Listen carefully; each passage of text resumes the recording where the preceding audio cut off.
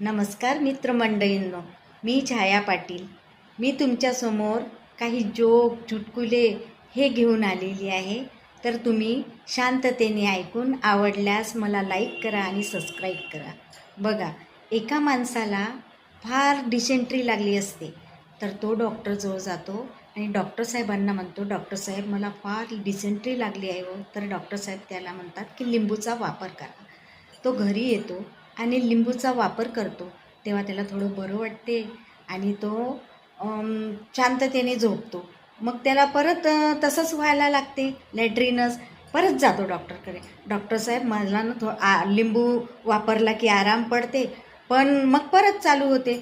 तर मग डॉक्टर साहेब म्हणते त्याला की बघ, मी तुला लिंबू पाणी प्यायला लावलं होतं, लिंबूचा वापर करायला लावलं नव्हतं.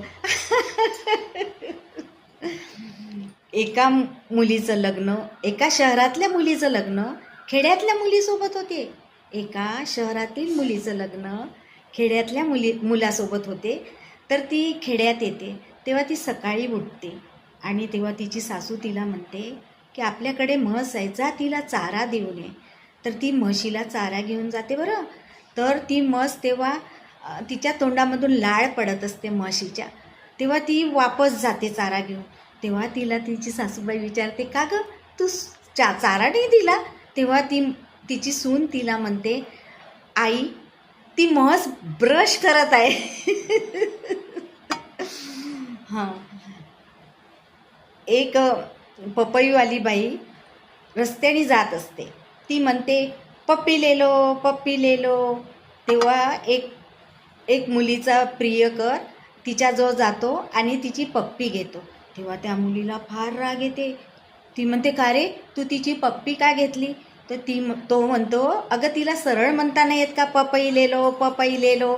जर असं म्हटलं असतं तर मी पप्पी घेतली असती का? नाही. एका वर्गामध्ये बघा, एक वर्गामध्ये टीचर शिकवत असते आणि मुलांना म्हणते, बघा रोज 1 ग्लास दूध प्यायचं, त्याने बुद्धी आपली तलक राहते आणि सगळे मुलं इंजिनियर बनतात.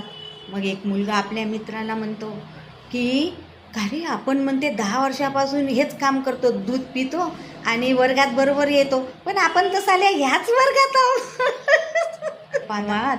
माझे जर जोक तुम्हाला आवडले असेल तर माझ्या चॅनलला सबस्क्राईब करा आणि लाईक करा.